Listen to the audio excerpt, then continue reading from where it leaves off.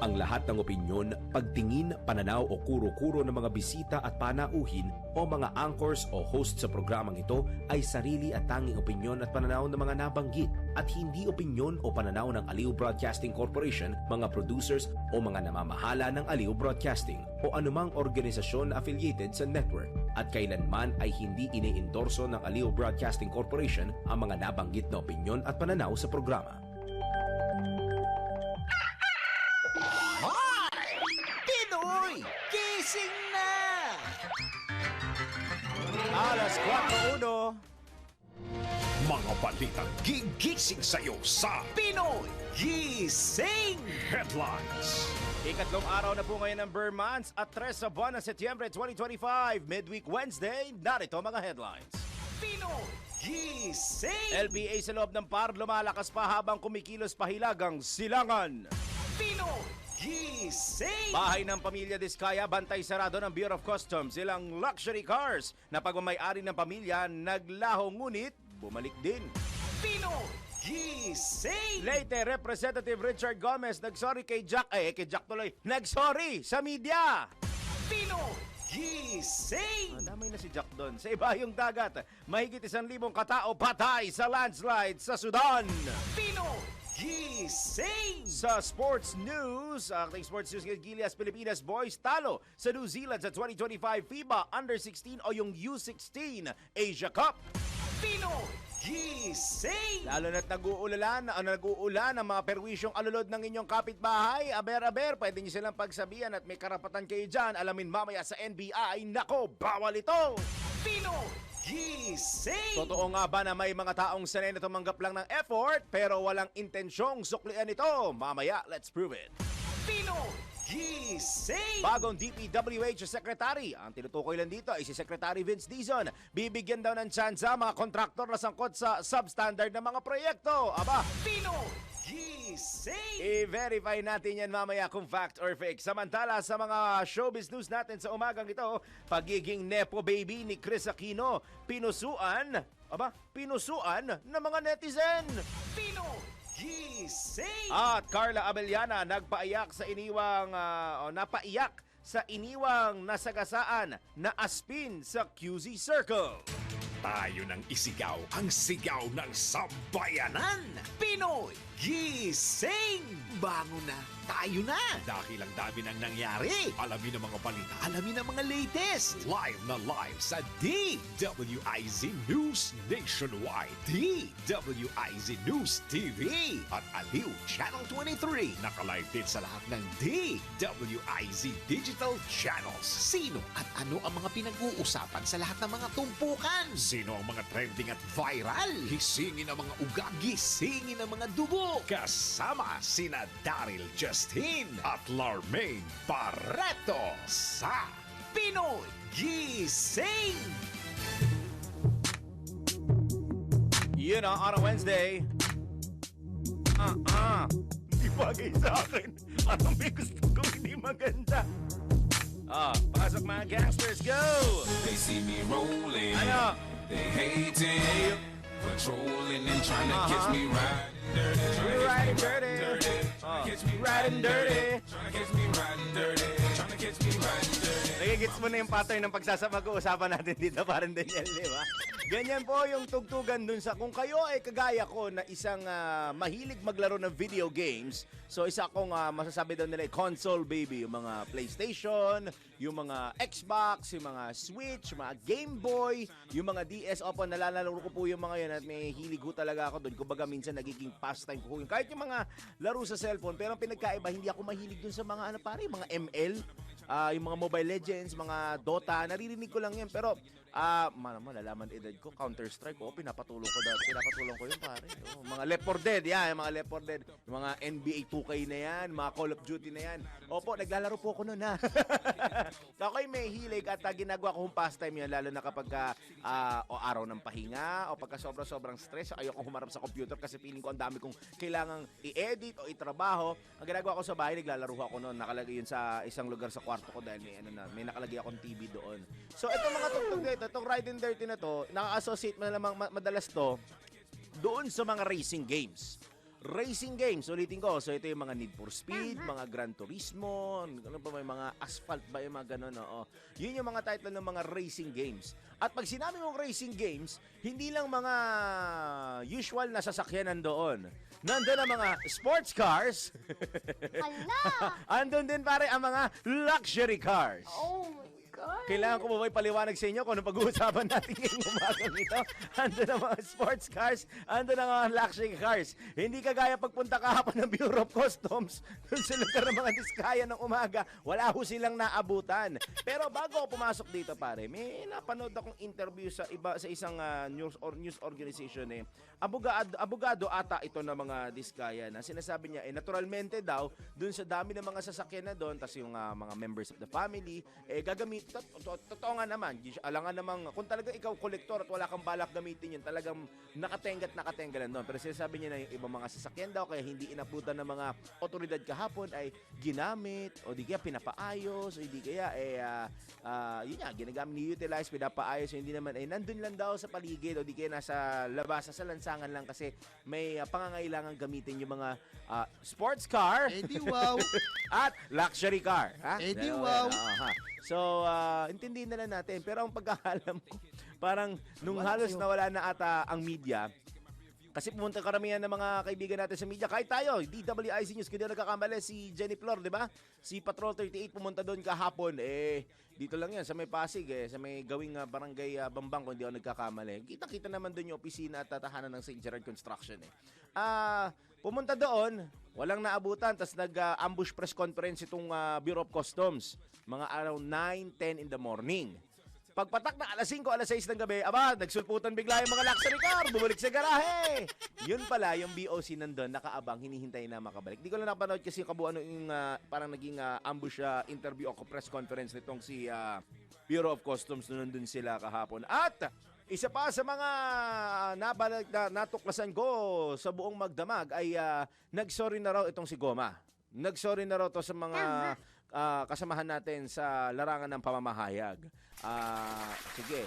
Pero ito yan nagsorry siya, tinanggal po niya yung mga sensitive information, pero tignan ko ngayon, kasi piling ko yung post nandun pa rin But anyway, ang sa akin naman po doon, at least kahit papaano, may sorry may pag-sorry na binitawan itong si Richard Gomez, para at least tapos na usapin kasi hindi ho siya titigilan kasi at the end of the day ang hanap lang naman ng ating mga kababayan, ang hanap lang naman din namin dito sa larangan ng media ay malaman yung sides of both parties.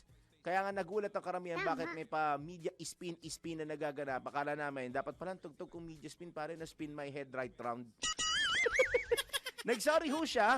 Tinanggal niya ho yung mga screenshots na pinost niya dun sa kanyang status. Pero, take note, andun pa rin po yung post niya sa kanyang Facebook page.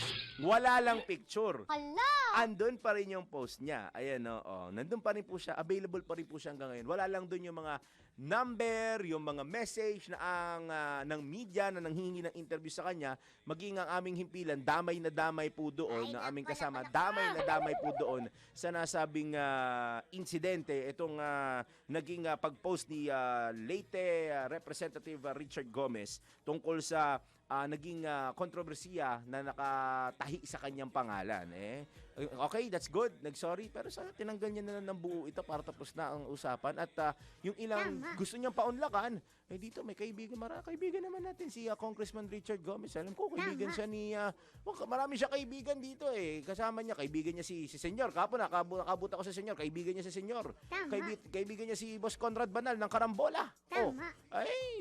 It's a simple totoo o hindi. Pag sinabing hindi, he can explain his side. At least, it came from straight from the source. Wala nang iba, wala na siya masasabing spin kasi in-air na niya yung side niya at nalinawan na rin yung mga kababayan natin dun sa kung ano man yung issue na kinasasangkutan niya, lalo tigit sa walang kamatayan, walang humpay at hindi tumitigil na pagragasa na ghost flood control project.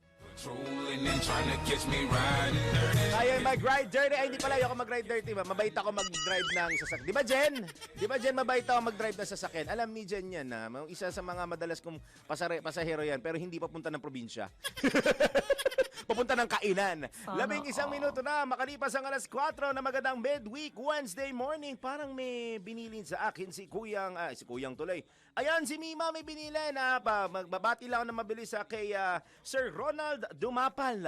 Parang ito ata ang kanya Grab driver this morning. Kuyang Ronald, salamat po sa paghatid po sa aming pinagpipitagang at pinagkakatiwalaang showbiz reporter dito sa Aliw Broadcasting Corporation. Kuyang Ronald, good morning. Thank you so much at ingat po sa inyong pagbiyahe. Lalo na at madaling araw, medyo may kadiliman pa po ang kalsada. Pero again, thank you sa inyong serbisyo sa ating mga kababayan, lalo na sa aming kasamahan, lalo na kay Flying A, kay Mima Anton. Sana ay binigyan ka ni Anton ng malaking yon. Alam nyo na, narinig nyo. Hindi, tip pare, tip, ibigay hindi kiss. Pero kung kinis siya ni Anton, bahala na silang dalawa doon. 12 minutes makalipas sa alas 4 ng morning. Good morning. Wednesday na po ngayon. Sumasayin nyo na, sumasayin nyo palagi at sumating lahat. Midweek edition po ng Pinoy Gising sa DWIZ at Aliw Channel 23. Balitaan, kwentuhan at kulitan ng inyo at ang ating pagsasaluhan sa loob ng 2 oras hanggang alas 6 po yan ng morning. Ako po muna inyo mga kasama, Daryl Justin. Pinoy Gising! Nabanggit ko na nga ang oras, kaya parin Daniel, diretso na tayo sa nanggigising ng bubulabog at ng bubulahaw na detalye ng mga balita. Pinoy Gising! Usaping lagay ng panahon pa rin tayo. Ang ating buena mano sa araw na ito, lalo pang lumakas ang sama ng panahon o LPA na nasa loob po ng Philippine Area of Responsibility at patuloy pong binabantayan hanggang sa mga oras na ito. Ngayong alas 4 na madaling araw, huling namataan ang nasabing LPA sa layong 1,190 kilometro silangan ng extreme northern Luzon. Kulay pula na po ang markings na bigay na pag-asa. Ibig sabihin mataas na po ang tsansa na ang nasabing LPA ay maging isang ganap na tropical depression o bagyo sa susunod na 12 hanggang 24 na oras. Bagamat sa latest data and analysis ng pag-asa, patuloy na pa north-northeast o northeast o hilagang silangan ang direksyon na tinatahak na nasabing LPA, kaya malabo pong makaapekto ito ng direkta sa anumang kalupaan ng ating bansa. Pero sa araw at oras na ito, patuloy nitong palalakasin o patuloy nitong mabibigyan ng impluensya ang southwest monsoon o hanging habagat na magdadala ng maulap na papabore na may mga pulupulong pag-ulan, pagkulog o kalat-kalat na pag-ulan, pagkulog at pagkidlat sa Ilocos Region, Batanes, Babuyan Island, Apayao, Zambales, Bataan at Occidental Mindoro. Habang sa Metro Manila naman, nalalabing bahagi ng Central Luzon, Calabarzon, nalalabing bahagi ng Mimaropa, Bicol Region at Western Visayas, partly cloudy to cloudy skies na may isolated rain showers o thunderstorms, dulot pa rin po ng habagat. Habang sa nalalabing bahagi ng bansa, maghalintulad na kondisyon sa lagay ng panahon, dulot naman po ng mga localized thunderstorms. Bukod sa nabakit na LPA, wala pa rin pong panibagong cloud clusters sa panibagong sama ng panahon na namomonitor sa labas ng Philippine Area of Responsibility na maaaring pumasok sa ating bansa. Kaya naman manatiling nakatutok sa DWIZ News at Aliw Channel 23 para sa latest sa lagay ng panahon. Pinoy Gising! Inaasahan namang aabot sa 15 bagyo ang papasok o mabubuo sa loob ng Philippine Area of Responsibility mula ngayong buwan hanggang sa Pebrero ng susunod taon 2026. Ayon po sa State Weather Bureau Agency na pag-asa, 2 hanggang 4 na bagyo ang posibleng pumasok sa bansa mula Setyembre hanggang Oktubre, 2 hanggang 3 sa Nobyembre, 1 hanggang 2 sa buwan ng Disyembre, ang isa sa pinakamalalamig na buwan sa loob ng isang taon, at wala o isa lamang ang maaaring pumasok na bagyo hanggang sa 0 pagdating ng January at February ng 2026. Sa ngayon, isang low pressure area ang binabantayan sa loob ng PAR. Sinabi rin ng State Weather Bureau Agency na malabo ito maging tropical depression. Ngayon, medyo makatas na ang chance na maging tropical depression ito at posibleng magdulot ng mga pag-ulan sa ilang bahagi ng bansa. Pero ulitin ko lang po, walang magiging direktang epekto ito sa anumang bahagi ng kalupaan ng Pilipinas. Pinoy Gising! 15 minuto na po, 15 minutes makalipas ang midweek Wednesday morning. Sinalakay ng Bureau of Customs ang compound ng Pamilya Diskaya sa Barangay Bambang, Pasig City bilang bahagi ng investigasyon ng pamahalaan hinggil sa mga luxury cars na pagmamay-ari ng nasabing pamilya. Nabatid na umamin ng kontratistang si Sara Diskaya na nasa 28 ang bilang ng mga luxury cars ng kanyang pamilya at sinasabing hindi pa tukoy kung papaano nakapasok sa bansa ang ilan sa mga ito. Bakit? Yan ang nagtataka hindi pala na ito bakit kaya niya sinabi ito doon sa mga interview na ginawa niya sa mga ibang mga content creator o di ba mga kasama natin sa industriya, di ba?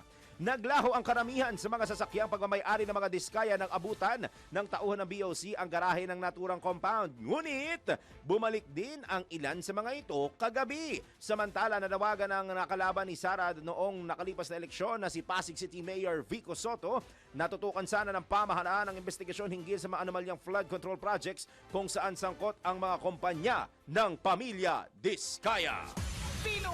Gising! Sa iba pa nating mga tampok na balita sa araw at oras na ito, usaping goma naman tayo. Humingi na ho ng paumanhin o nag-apologize na si Leyte 4th District Representative Richard Gomez sa mga mamamahayag matapos i-post sa social media account niya ang screenshots at numero ng mga taga-media na humihingi ng kanyang panig o nagpapaschedule ng interview sa issue ng flood control project sa Matag-Ob, Leyte. Sa kanyang privileged speech, sinabi ni Representative Gomez na inalis na niya ang mga sensitibong impormasyon sa kanyang Facebook account. Anya, nauunawaan niya ang pagsusumikap ng media na kunin ang kanyang reaksyon sa mga aligasyon laban sa kanya. Aminado si Representative Gomez na dapat ay dinala na lamang niya ang sitwasyon sa mas maayos at wastong paraan. Gising! Kaya tuloy yung ibang kakilala ko sa media, ginagamit tuloy yung U-word nung nilabas niya tong apology niya kahapon. 'Di ba? May sinabi siyang U-word dun saan, hindi ko na sasabihin yung U-word na sinabi niya. Oh, ginagamit, nagagalit tuloy sa kanya. Ito hindi lamang po para kay Representative Richard Gomez. Ito ay isa lahat ho ng mga public officials at public figures na gustong hingan po ng mga news media organizations tulad ng DWIZ News ng kanilang panig pag sila ho'y nasasangkot at nagiging paksa sa ilang laman sa ilang detalye ng mga balita. Kapag kayo ho ay gustong makausap ng mga himpilan, ng mga organisasyon ng media, ng mga organisasyon ng mga mga bulwagang pambalitaan, ang lalim, di ba? Mga bulwagang pambalitaan. Pag kayo ho ay hinihinga ng panig, meron naman ho kayong karapatang humindi kung hindi nyo talaga nafe-feel na komportable kayo dun sa either programa, sa oras o sa mga taong makakausap ninyo. Kung hindi ho kayo komportable, pwede kayo mag-no ng maayos at pwede kayo magsabi ng no comment. Kung ang sasabihin lang naman, hingi lang po kami ng panig at ayaw nyo makausap kayo at ayaw nyo ma-on air, ang sabihin nyo, no comment, busy po ako, sorry. Di ba? Ganun na naman ho kasimple yan. May karapatan naman ho kayong humindi. Pero hanggat maaari, kung kaya ninyong paunlakan ang mga media organizations para makuha ang inyong panig at maituwid yung mga impormasyon na meron ang mga bulwagang pambalitaan, mas makakatulong po yun para mabalanse ho talking about balance from the anchor of life balance, di ba? Di ba? Para mabalanse po ang storya na hindi lang ho iisang panig ang nakukuha, hindi lang iisang panig na galing din mismo doon sa mga references at sources ng mga media organizations ang nailalathala o hindi kaya ay naibabalita sa ating kababayan. Magandang merong version 1 na galing dito sa nangaakusa, merong version 2 na galing doon sa inaakusahan. It's always about fairness and balance pagdating sa pagbabalita. Tandaan po ninyo yan. Yan lang ang hangad ng mga news media organizations tulad namin para alam naming mapanindigan din namin at aming naisa sa buhay at patuloy na maisa sa buhay ang aming tagline, ang aming pamantay, ng aming pinaniniwala at pinanindigan.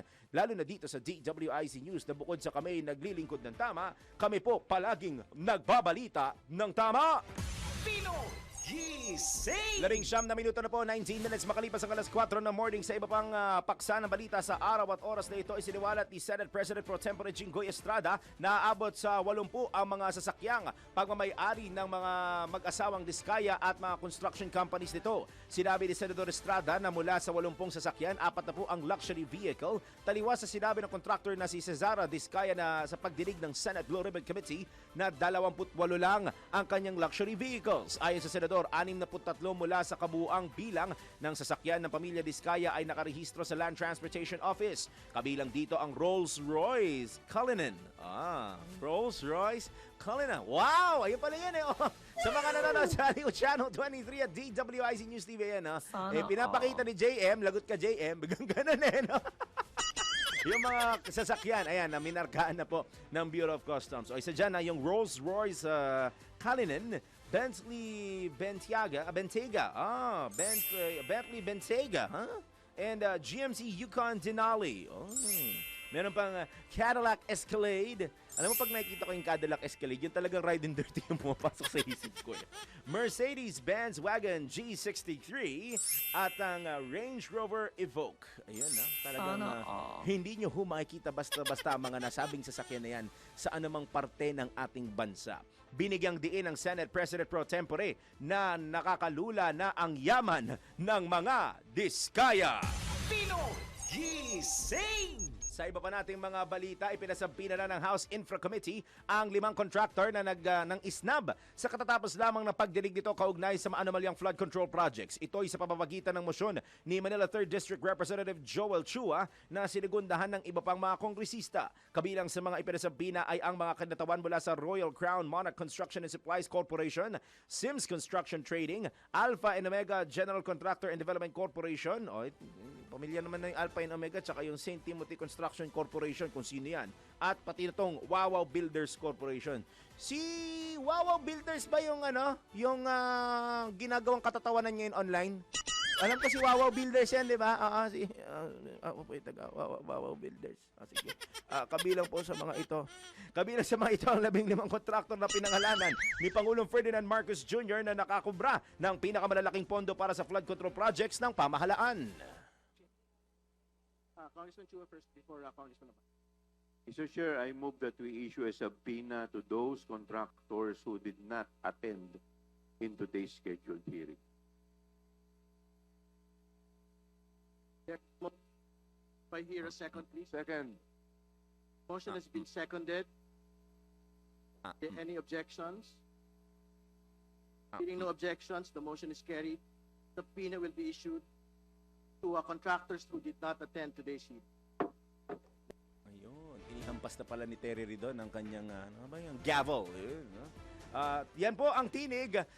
Tingnan natin kung may nakaredy na pala report pagtapos di ko nasabihan yung CA. Tinig din na House Committee on Public Accounts Chairman Representative Terry Ridon at House Committee on Good Government and Public Accountability Chairman Representative Joel Chua. Pinoy Gising! Gusto ko pong humingi ng sorry sa mga kababayan natin na inaasahan yung pagsagot ko po. Wait lang, babasahin ako. Kailangan may script. I invoke my right to attend. Ay, hindi pala. Sorry. Nadadala lang ako. Pero Diyos ko naman. Ako naman sa isang banda, may hearing na sa Senado. May hearing pa sa Kamara the following day. Talagang hindi ko kayo titigilan dito. Sana bago ninyo ginawa yung mga sinasabi nilang anomalya, kung meron man talaga at kung guilty man talaga kayo, inisip nyo maigi yung sangkatutak na atensyon at sangkatutak na galit ng taong bayan na mararanasan ninyo. Alas 4:23 na po ng morning. Parang Daniel, tanggap muna tayo ng mga report. DWIZ Patrol Report. PBBM, kumpiyansang muling mamamayagpag ang Pilipinas sa paggawa ng mga barko. Report mula ka Patrol 13, Gilbert Perdez. Babawiin ng Pilipinas ang pagiging pinakamahusay sa industriya ng paggawa ng mga barko. Ito ang deklarasyon ni Pangulong Ferdinand Marcos Jr. matapos pangunahan ang inaugurasyon ng nagbabalik na operasyon ng shipyard sa Subic, Zambales sa kanyang talumpati sa seremonya ng HD Hyundai Heavy Industries Philippines Incorporated. Sinabi ng Pangulo na ilang siglo nang namamayagpag ang Pilipinas sa maritime industry dahil sa mahuhusay ng mga Pilipinong marino. Kaya naman nararapat lang niya na mag-supply din ang bansa ng magagandang barko na maglalayag sa mga karagatan sa buong mundo. Senaryoa pa ng Pangulo na sa nakalipas na maraming taon ay umaabot sa 20 oil tankers o 30 na malalaking shipyard o yung container ships ang nagagawa sa Pilipinas na nahinto lang simula noong 2019. Pero kumpiyansa ang Pangulo na sa pamamagitan ng Hyundai Heavy Industries ay babalik ang sigla ng shipyard na magpapalakas din ng export potential at lilikha ng mas maraming trabaho para sa mga Pilipino. Patrol 13, Gilbert Perdes para sa impilang may todolas. DWIZ nagbabalita ng tama, naglilingkod ng tama. Kapag may bagong balita, naka-on air, agad-agad, DWIZ Patrol Report. Samantala sa ating unang showbiz news, pagiging nepo baby ni Chris Aquino, pinusuan ng mga netizens. Why, alamin natin mula kay Flying A, Anton. Mga latest na pinag-uusapan, mga latest na pinagchichismisan. Pinoy Gising Showbiz Spotted. Sila. Yeah. Sira. Sure. Good morning! Good morning! Hi, Papa! Ayun. Hi, Dada! At good morning ulit kay Hi, Kuyang Daddy. Ronald, Yes, Oo. si Papa Ronald na napakabait at napakagwapo. Ayun, sabi si ko Papa na eh. Ronald dumapal. Sabi ko na sabi ni Daniel, binigyan mo daw ito si Papa Ronald ng isang malaking Ano, Mm-mm. kinis ko siya kasi nilibre niya ako eh. Ay, walang yung pala. Hi, Papa Hi, Papa Ronald Ayan, Dumapal. Kuya Ronald, thank you. Maraming pong salamat. Ayan, si Papa Ronald Dumapal po ang aking sinakyan at sinakyan niya rin ako. Ayun, right to the left and Kaya right to the ang ano is yung kanta, sasakyan Ayun. kita. Ang kasunod. Ay, wag na. Okay, for off-air na lang. Yes, Ayan. magandang araw po sa inyo at Ayun. ingat po kayo sa inyong pag-uwi. Gabayan kayo ng Panginoon. Ayun. Anyway, sa balitang showbiz, naku, pinusuan nga ng mga netizen itong Facebook post nitong nitong impersonator ni Chris Aquino na si Tita Chrissy Aquino. Dahil sa lahat daw ng Nepo baby, si Chris Aquino daw po ang nag-stand out sa lahat. Doon sa mga hindi nakakalam sa ibig sabihin ng Nepo baby, pare-pareho tayo. Wag na kayo magtanong pa. Akala nyo, ha? Alay, ligtas kayo, ha? Hindi, galing pa ito sa word ng nepotism. Kung saan ito daw po yung mga paborito. Ayan. At nagbabrag ng kailang mga lavish lifestyle. Ayan. Hindi po yung mga tagapagmana nga, kaya nga. Oo. Na yumaman dahil sa hindi ka talaga nila effort. Alam mo yung ganoon?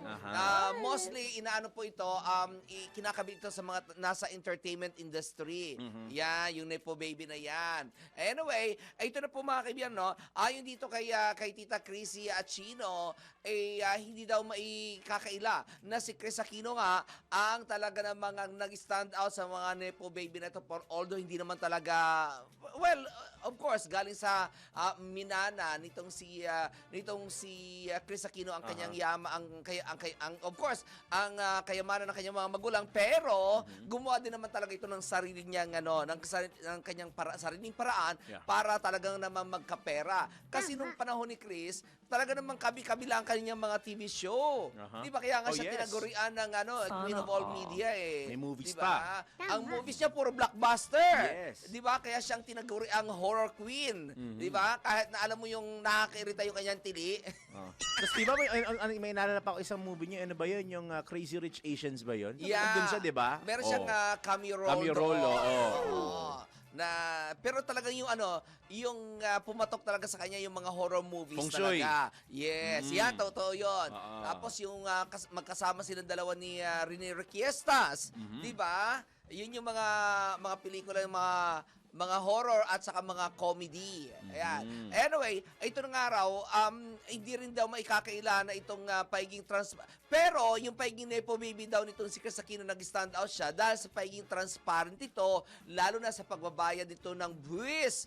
Kung saan nag-number 1 pa ito, ha? Nag-number 1 pa ito si Chris Aquino. Kasama niya ito yung mga breakdown nitong si Chrissy, Tita Chrissy doon sa naibayad ng buwis nitong si Chris Aquino. Noong 2008, 25.4 million ang kanyang naibayad sa buwis niya.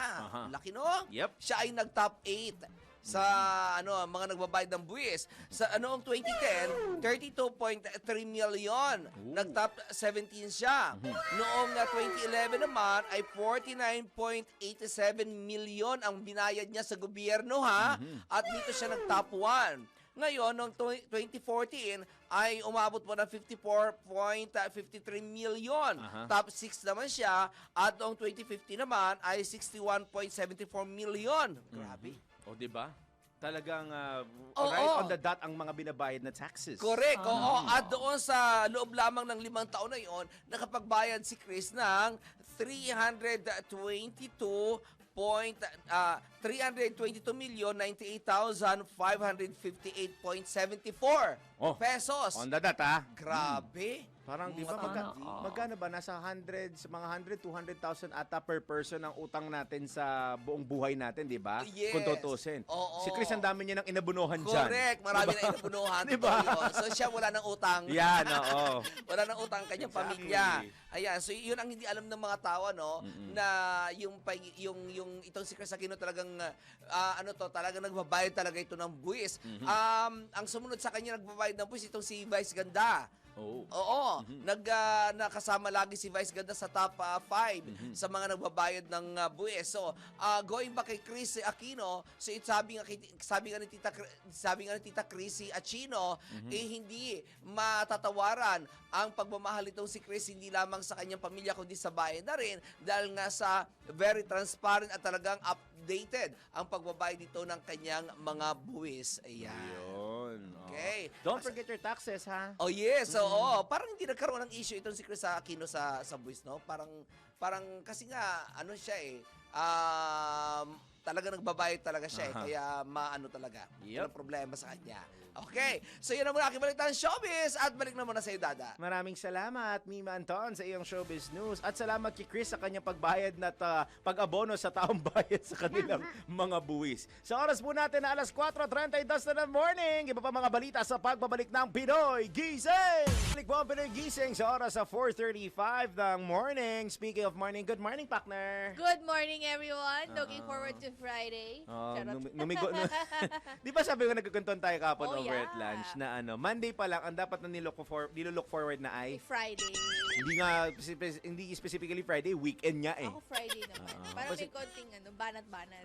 Para malaman naman nagsisipag Sabi pa nga rin. nila yung porsyento ng trabaho. Sa Lunes ay 20%. Tuesday, Wednesday ay 10%. Tapos pagdating ng Friday, Sagad mo na. mga 80%, ay na mga 70. May 20 ka na nilagay doon, tapos 10%. O, 70%. Tapos pagdating ng weekend, Uy, kamusta naman yung raid kahapon? yung rate, natatawa nga ako eh. Kasi, di ba nung gabi biglang nagbalikan na parang mga nakawalang awlo yung mga sasakyan. Ginagamit daw ng mga...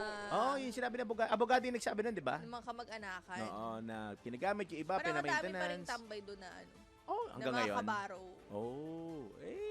Titignan nila kumakalabas kasi di ba parang sinelyohan na ata ng BOC dahil kailangan na nilang i-check. I-audit. I-audit na nila yun eh. Kasi alam ko nilagyan na nila ng sticker yung mga sasakyan. Confident naman ng mga confident naman. Oo, na available ang papers and legit. Process. Tingnan natin. Alam Nakadepende mo, naman sa nagiging data eh. legit ang isang smuggled car after 5 years. Tapos sinasabi nila na Mukhang lahat ng sasakyan niya naka 5 years na eh.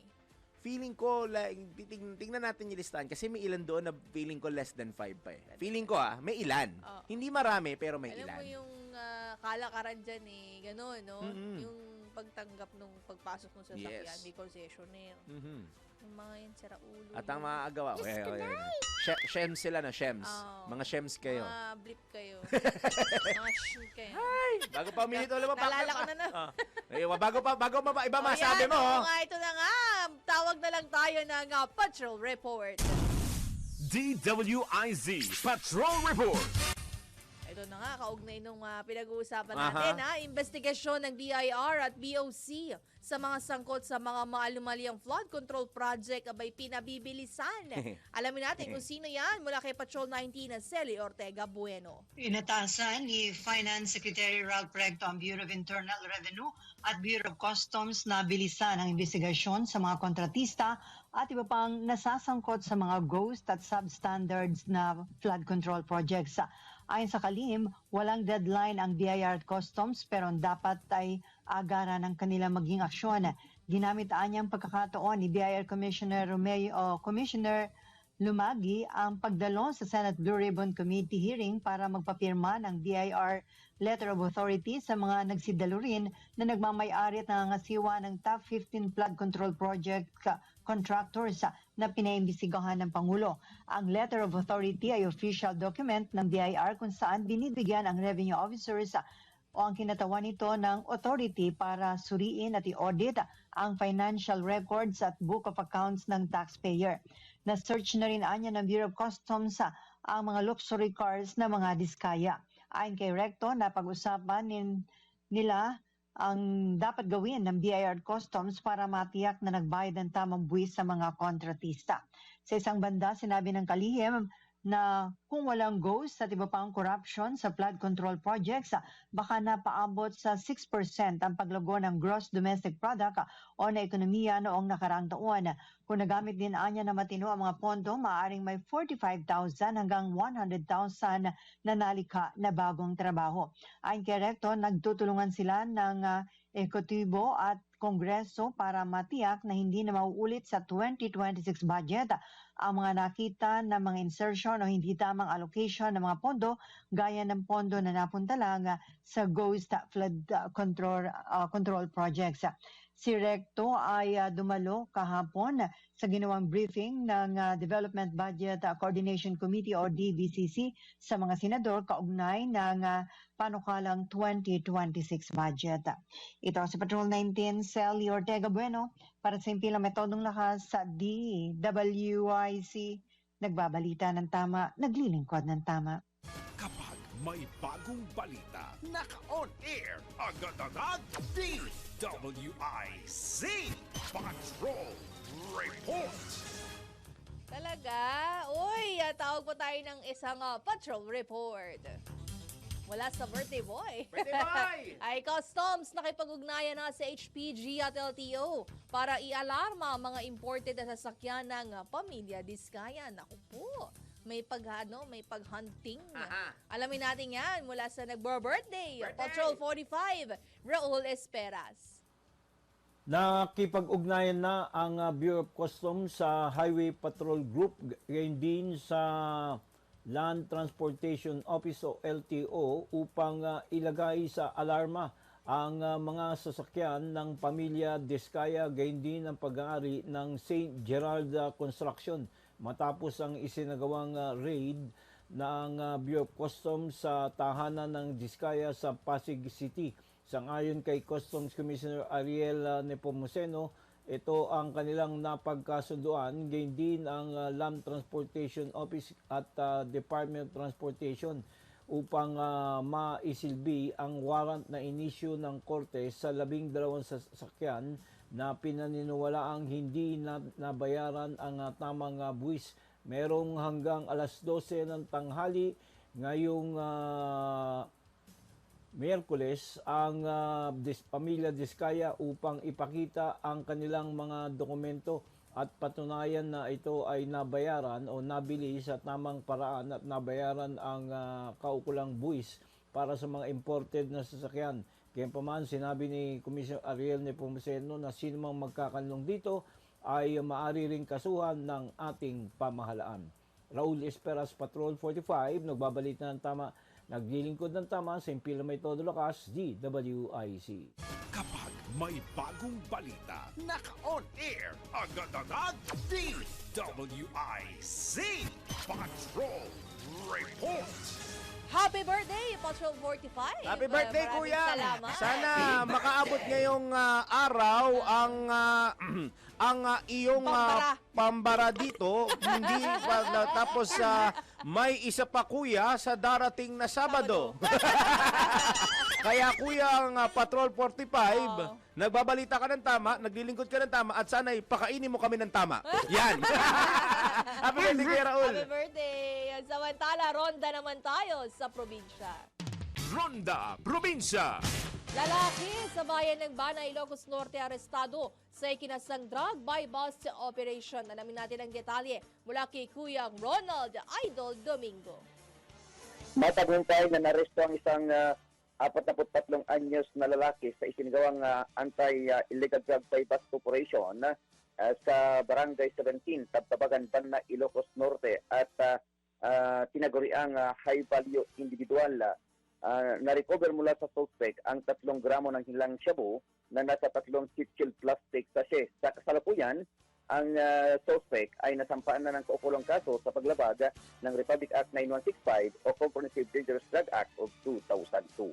Ito ang Ronda Patrol, Ronald Idol Domingo, nag-uulat sa simpilang may tudong lakas, DWIZ. Nagbabalita ng tama, naglilingkod ng tama. Pino Gising! Mula norte, baba naman tayo sa Calabarzon. Surprise drug test sa mga empleyado ng LGU sa Santa Cruz, Laguna. Isinagawa matapos na makita sa CCTV ang pot section ng mga empleyado nito. Lakas nyo! Ano ba yan? Baka hot pot naman yan.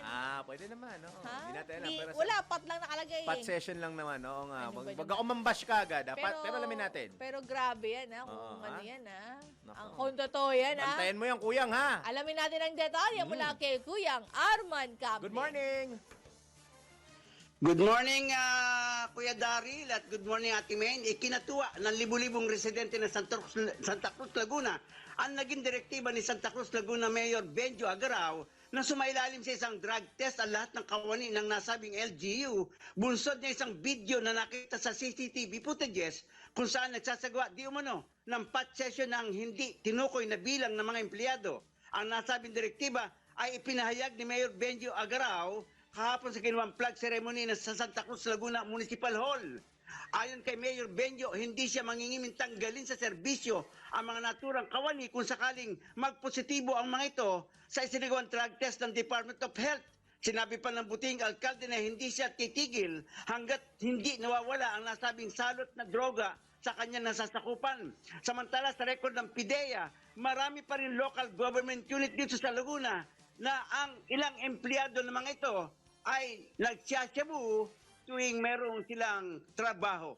Arman Campbell mula Calabarzon, nag-uulat pa simpi na may todong lakas. DWIC nagbabalita ng tama, naglilingkod ng tama. Pino Gising! Bakit naman? Ang lupit nyo, ha? Work hours, ha? Akala mo naman, gising ng 24 oras. Akala ni, ano kayo, rumorobing everyday? Pero kahit Kahit na, ha? Not nice. Diba?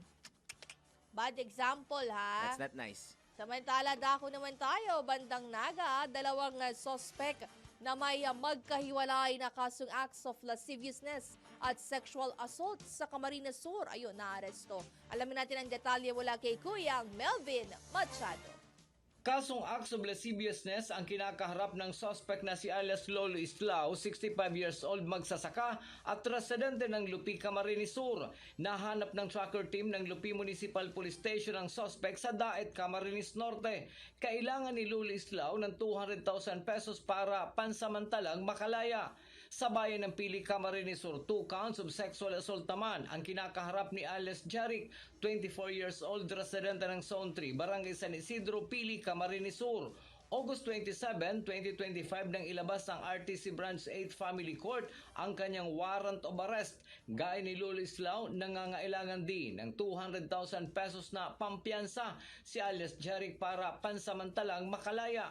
Patuloy ang panawagan ni Police Colonel Virgilio Olala Jr., Camarines Sur PNP Provincial Director sa publiko na kung may impormasyon sa mga wanted person na nagtatago sa kanilang mga barangay ay agad ipagbigay alam sa mga otoridad. Ito ang Ronda Patrol, Melvin Machado para sa Impilang May Todong Lakas, DWIZ. Nagbabalita ng tama, naglilingkod ng tama. Pino Gising! May iba pa tayong mga reports mamaya sa ating pagbabalik. Sa oras po na alas 4:47 ng morning, magbabalik po ang Pinoy Gising! Sakto pong 9:00 minuto na lamang bago mag alas 5 ng morning. Ronda ulit tayo sa probinsya. Ronda Probinsya! PBBM personal na nasaksihan ng maayos na pagpapatupad ng zero balance billing sa Bataan General Hospital and Medical Center. Good news, alamin natin yan mula kay Kuyang June Bringola. Kuyang June, magandang umaga. Kay gandang morning, personal na nasaksihan ni Pangulong Bongbong Marcos Jr. kahapon nang siya ay biglaang bumisita sa Bataan ang maayos na pagpapatupad ng zero balance billing sa Bataan General Hospital and Medical Center sa lungsod ng Balanga. Ito'y makarang ipakita sa kanya ng ilang mga pasyente dito ang kanilang hospital bills bilang patunay na wala silang binayaran sa naturang pagamutan. Bukod dyan, nalaman din ni Pangulong Marcos na mismong dinadala pa ng pagamutan yung clearance sa mga pasyente para agad silang makalabas ng pagamutan. At ayon nga sa Pangulo, pero imbis na pipila sa kahera ang pasyente bago ma-discharge, pag malapit na ma-discharge yung pasyente, hinahatid sa kanila yung kanilang zero billing at another added convenience which I think we should adopt. So mano dito, ipinakita naman ni na Governor Jovet Garcia at Vice Governor Chris Garcia kay Pangulong Marcos ang One Bataan na Bagong Pilipinas Integrated Action Center na nasa Capitol Compound. Ito ay nagsisilbing one-stop shop para sa mga taga-Bataan na nangangailangan ng agarang tulong. June Bringula para sa Imperial Methodulakas DWIC, nagbabalita ng tama, naglilingkod ng tama. Pinoy Gising! Samantala sa ating NBI, perwisyong alulod ng iyong kapitbahay. Ayun nga tulo, sa iyong nag-over the bakod. Lalo na itong rainy Ang season. alulod. Mm-mm. Alamin natin ang pwede nyong kasuhan kung anong reklamo sa inyong kapitbahay dito sa NBI. Nako, bawal ito. Alamin kung bawal o hindi. Dahil kung di mo alam to, kaso ang kakaharapin mo sa NBI. Nako, bawal ito.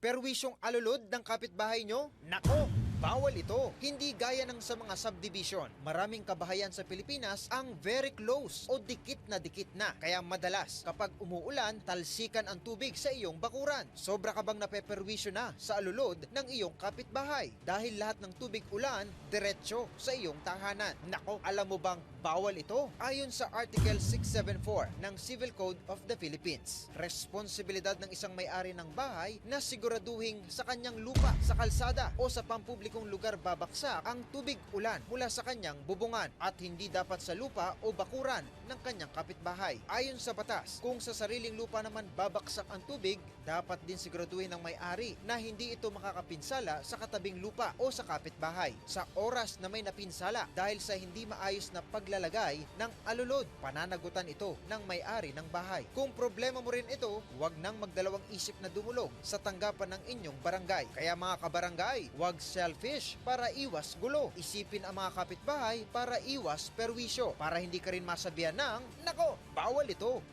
Pinoy Gising! Paayos na yan, ha? Paayos na ang inyong mga Ba't alulod. hindi masyadong Habang walang nag-uulan ulan. ng sunod-sunod? Oo. Kasi kakatapos lang, so may time May buffer ngayon. time tayo Oo. ngayon. Na Tsaka yung LPA, palabas ng par partner. Yun yung maganda doon. Yes. Habang hindi hinihila ng LPA at wala pong sama ng panahon na makakaapekto, ipaayos nyo na yan para wala na kayong problema. Okay?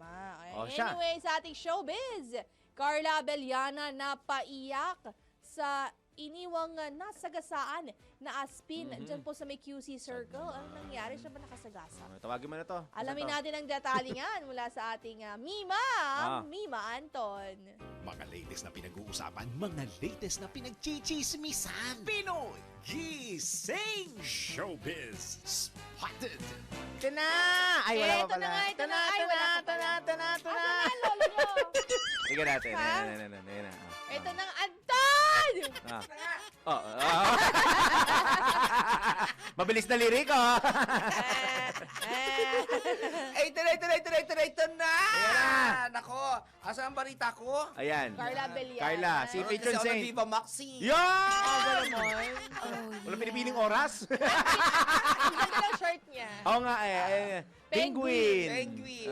Yes. Ano ba meron ang penguin? Ano bang distinct characteristic ng penguin? Mataba.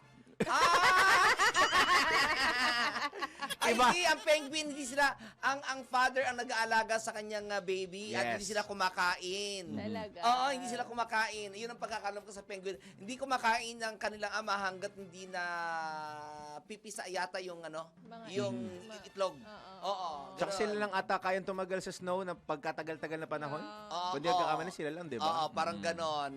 Anyway, ito na nga tayo sa aking balitang showbiz. Iniyakan nga o napaiyak nga itong si Carla Abellana nang ilibing niya ang isang aspin na nakita niya dito sa may Quezon City Circle na di umano ayon sa kanya ay mukhang biktima ng hit and run. Ayon dito kay Carla, mukhang 24 hours na patay ang nasabing aspin dahil sa medyo hindi na raw maayos ang katawan nito. Mukhang mukhang yung nakabangga o meron daw somebody na naawa doon sa aso at ito ay nilagay doon sa may bandang gutter at hindi na doon sa kung saan ito nabangga o naging biktima ng hit and run o baka naman tumilapon sa may gutter, no? Yun ang ano. Pero ayon nga sa kanya ay ang sakit-sakit daw sa pakiramdam sa puso kapag nakakita siya ng mga aspin na mga butot balat na lamang o kaya yung mga nabibiktima nga ng hit and run. Kaya ang ginawa niya sa tulong ng kanyang driver ay inuwi niya sa kanila ang nasabing aspin na patay na at inilibing niya doon sa bakanting lote na malapit sa kanya. Ayon sa kanya, kahit na bagamat hindi ito nabigyan ng tamang pag-aaruga o tamang proseso ng ito ay maaksidente, at least mabigyan man lang sana ito ng magandang burial, sabi niya ganon. Kaya sabi niya, doon daw sa mga nakakita ng mga aso o ng mga aspin na mga nabibiktima o kaya yung mga payat na payat, sobrang butot balat na lamang, iwag lamang daw picture ng picture at i-report, gumawa naman daw kayo ng kabutihan. Sana naman daw ay kunin ninyo ang nasabing aspin o kaya kung ano man itong fur babies na ito at alagaan dahil ang mga ito daw ay may sariling buhay, may buhay din naman. Yep. Sabi niya gano'n. Ano ba yan? Inilikha din daw ng Diyos, kaya dapat ingatan. Correct, oo. Ayan. Totoo yun. At sana sa mga LGU, dumami din sana o maging active din sana ang kampanya doon sa yung pagkakapon. O yun. Oo, actually, marami. Lalo na sa mga iring, sa mga pusa. Oo, lalo na sa mga pusa. Ang bilis kung dumami ng pusa. Correct. Ang bilis dumami ng pusa. Exactly. Parang hindi katulad ng aso, na merong merong panahon lamang para sila. Para sila mag-mate. Oo, mag-mate, yes. Oo, na kahit, pala yan parang naglalabas sila ng isang scent na alam ng kapwa nila aso na sila ay handa na mag-mate. Oo. Hindi katulad ng ng mga pusa na Magkatitigan lang. magkatitigan lamang sa bubong ng bahay, naghabulan na. Tsaka yung totoo doon sa mga pusa, parang kakabuntis lang. Parang wala pang 2 linggo, minsan wala pa isang buwan, meron na kagad mabilis sila mag-hit yung mga pusa kaysa sa aso. Kaya sabi ni Carla Villana, sana daw ay hindi lamang puro picture ang gawin ng mga nakakakita, kundi tumulong para i-rescue ang mga ito. Ayun. So, there you go. Napaiyak siya. Hindi niya, alam mo naman, itong animal lover talaga itong si Carla Abellana. Kaya nga ito, di ba, ang dahilan kung kaya tiniwalayan niya si Tom Rodriguez. One of the reasons. One of the reasons dahil nga doon sa yung red flag na nakita niya kay Tom Rodriguez na di umano ay actually hindi naman niya pinangalanan talaga direkta si Tom Rodriguez pero yung sabi niya yung kanyang ex na masyadong mapanakit at masyadong sadista doon sa kanyang mga fur babies. Ayan. Okay. So yun ang mga kibalitang showbiz at balik na sa inyong dalawa. Salamat, Mima. Salamat, Mima Anton. Sa kanyang showbiz sa iyong news. Sa iyong- pet-friendly. Ang bagong patron saint ng mga pets. Thank you so much. Yung mga hayop. Mga hayop! May kasamang piyok, no? Alas 5 na po ng morning, uwi na si Parang Daniel. Ikalawang oras sa pinagising. Susunod na. Ito na nga, mayroon na tayong 3 minuto na. 3 minutes makalipas ang alas 5 ng midweek Wednesday morning! Yay! Yading! At ngayon ay Wednesday! Ayan na! Ngayon ay mga bakla! Right! Nagtakbuhan na po sila. First Wednesday ngayon, kaya dapat sumakba talaga, ha? Oo, Correct. ha? First Wednesday ngayon, huwag Kung hindi naman kayo kalimutan. makapunta ng baklaran, pwede naman kayong dumaan sa inyong mga kapilya. Although maganda pa rin talaga pag dumaan ng baklaran. At kung hindi kayo talaga makadaan kahit sa kapilya ninyo, may live stream naman sila. Yes. Pwede kayo mag-online mass. Meron pa rin Correct. naman. Yun. Dahil nga Wednesday po ngayon, good morning ulit sa lahat na nakikinig sa 882 Metro and Mega Manila at ginagawang radyo kanilang mga TV sa DWIZ News TV at Aliw Channel 23. Sumasin nyo na naman. Sumasin nyo palagi. At sumatin lahat. Ikalabang oras na po ng Pinoy Gising. Dire-diretso tayo hanggang 6 in the morning. Daryl Justin. Main Barreto. Anton. Pinoy Gising! Mga balitang gigising sa'yo sa Pinoy Gising Headlines. Narito na muli ang ulo ng mga balita ngayong Wednesday morning. LPA sa loob ng PAR, posibleng maging bagyo habang kumikilos, pahilagang silangan. Pinoy Gising! Bahay ng pamilya Diskaya sinalakay o pinasok ng Bureau of Customs ilang luxury cars ng pamilya, naglaho pero bumalik din. Gising! Leyte Representative Richard Gomez nagsorry sa media, sensitive information sa kanyang social media post, binura na rin. Gising! Balita sa ibayong dagat, mahigit 1,000 katao patay sa landslide sa Sudan. Gising! Sa sports, Gilas Pilipinas boys talo sa New Zealand sa 2025 FIBA U16 Asia Cup. Gising! Sa ating LBI, totoo nga ba na may mga taong sanay na tumanggap ng pera kahit walang Ay, marami yan! Ay, totoo nga ba na may mga taong sanay na tumanggap ng... Nariringgan. Ay, nagagalit. Receive lang, no? Receive. Wala sinabi. Ang samahan, huwag magagalit. Ang pikon ay laging talo. Yan. Pag-inggit, Piki piki. ka mamaya sa akin, in-air mo pa talaga Totoo nga ba na may mga taong sanay na tumanggap lang ng effort pero walang intensyong suklian? Ito, alamin natin sa Let's Prove It. Gising! Lalaki ang ulo! Go! Go na, sige. Nang mga balitang showbiz! Ay, hindi pa pala. Mayroon pa palang facts or fake. Kaya ako natatawa Fact or fake muna. Saan ko na eksena? Pasok Kasi pinaringgan mo ako eh.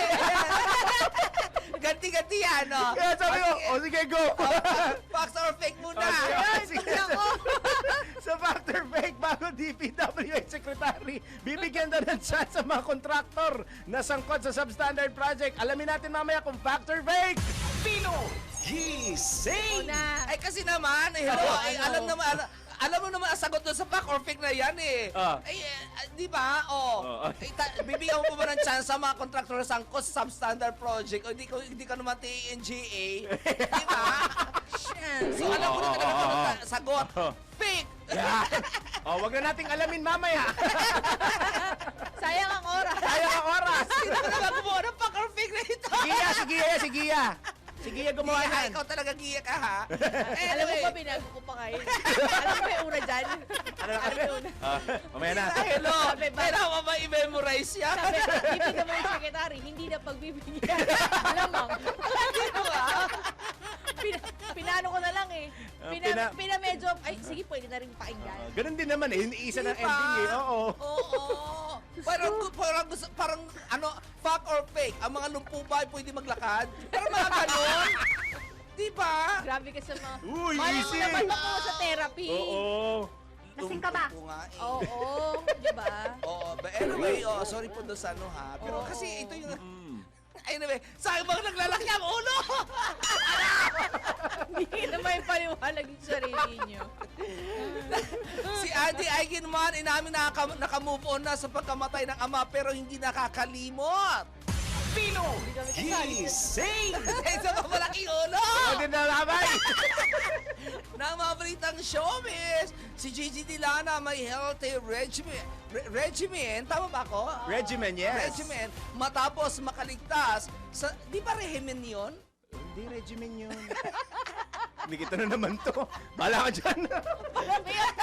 Para may aparisyon. Regimen. Natagalog yata rin. May healthy regimen. Diba? Para may aparisyon maglalabas. Ay, tayo tayo sa headlines. May healthy regimen, matapos makaligtas sa sakit na bulimia. Gisingin ang mga ugat, gisingin ang mga dugo. Kasama sina Daryl Justin at Larmaine Barreto sa Pino Gising!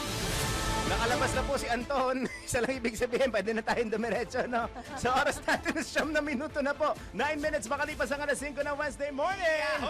Diretso na tayo sa detalye ng mga balita.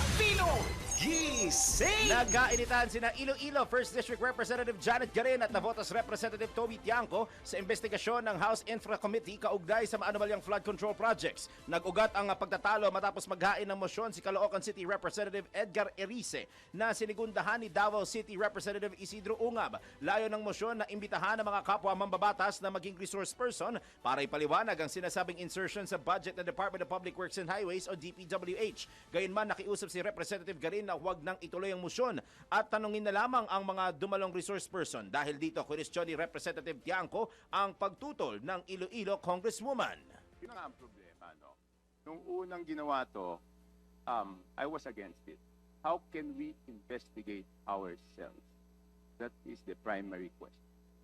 So kung isang congressman, sabi nyo kanina kahit sino masagasaan, wala tayong sasantuhin, kahit congressman, kahit senador. Kung ang congressman hindi pa pwedeng maging resource person at hindi natin pwedeng pa-testify under oath, di ibig sabihin sa usapang to, exempted ang congressman. So paano tayo mag-iimbestiga? Paano tayo? Number one. Number two, Mr. Chair, here is the USP. Sinasabi, paano nagkaroon ng insert? Under the name of Congressman Saldico, ang insertion sa BICAM as proponent siya is 13,803,693,000. And we do not want to invite him as a resource person.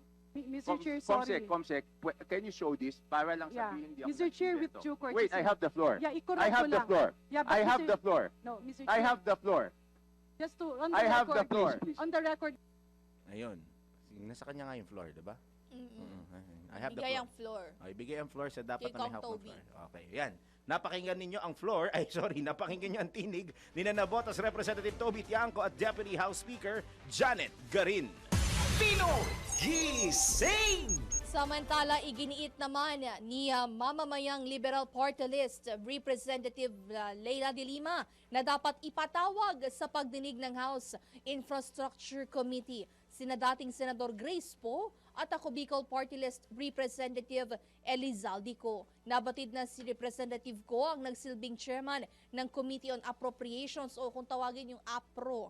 Habang si Poe naman ang chairperson ng Senate Committee on Finance noong 19th Congress na nag-aproba sa 2025 General Appropriations Act. Naniniwala si Congresswoman De Lima na walang ibang makapagpapaliwanag at makapagsasabi kung ano ang nangyari sa BICAM, kundi ang dalawang nabanggit na mambabatas. Pakinggan natin ang pahayag at paliwanag ni Congresswoman Leila De Lima. We have to understand what happens sa BICAM. And makakasabi sa atin yan, yung report mismo na hindi pa nakikita ng karamihan and testimony as resource persons of those in the know. And that refers to both chairs of the APRO Committee of the House and the Finance Committee of the Senate. So it's just a form of a manifestation. At gusto ko lang pong sagutin ng konti yung punto ni the Honorable Congresswoman Garin was saying something, let's not make it personal. Who's saying that we're making it personal? Nothing personal here. It's all about public interest. It's all about truth and accountability. Wala akong personalan dito. Thank you very much, Mr. Chair. Thank you very much, Congresswoman. You're welcome, Yan po ang tinig ni ML Party List Representative Leila De Lima. Pino Gising! Sa iba pa natin mga balita sa oras na ito, handang isumite ng House Infra Committee sa Independent Commission na pinabubuo ni Pangulong Ferdinand Marcos Jr. ang lahat na magiging findings at dokumento mula sa investigasyon nito sa mga irregularidad sa flood control projects. Ito ay ayon kay House Committee on Public Accounts Chairman Terry Ridon sa isinagawang pagdinig sa Kamara kahapon kaugnay sa naturang katiwalian. Ayon kay Congressman Ridon, suportado nila ang pagbuo ng isang Independent Commission at handa sila na ipasa ang lahat ng mga kaso at proyekto ng mga mambabatas, kongresista man o senador upang maipakita sa taong bayan na wala silang pinagtatakpan sa mga pagdinig. Iginiit po ng mambabatas na layon ng kanilang pagsisiyasat na panagutin ang lahat ng sangkot sa korupsyon at maglatag ng mga panukala para magkaroon ng perpetual blacklist laban sa mga kontratistang mapapatunayang tiwali. Pino Gising! Itinuturing naman ni Davao City Representative Isidro Ungab na most corrupt budget ang 2025 General Appropriations Act sa buong kasaysayan ng Kongreso.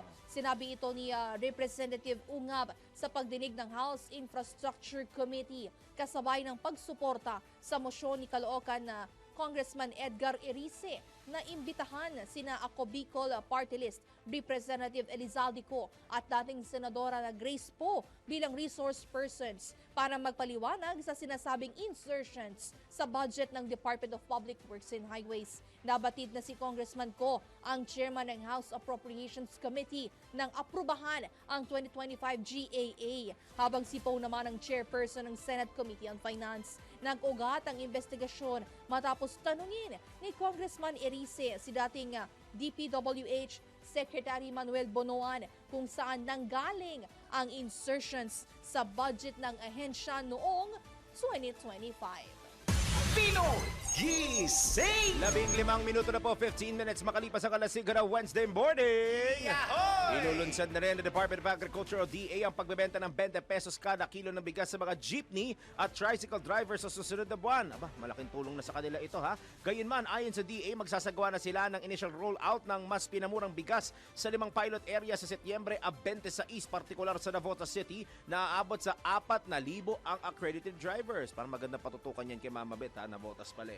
Sinabi ng ahensya na nakikipag-ugnayan na sila sa Department of Transportation na may hawak ng TODA database para matukoy ang mga magiging benepisyaryo ng nasabing programa. Una nang inilunsad ang 20 peso rice program sa mga solo parents, senior citizens, 4Ps beneficiaries at persons with disabilities sa PWD. Gayon din sa mga minimum wage earner, mga magsasaka at mangingisda.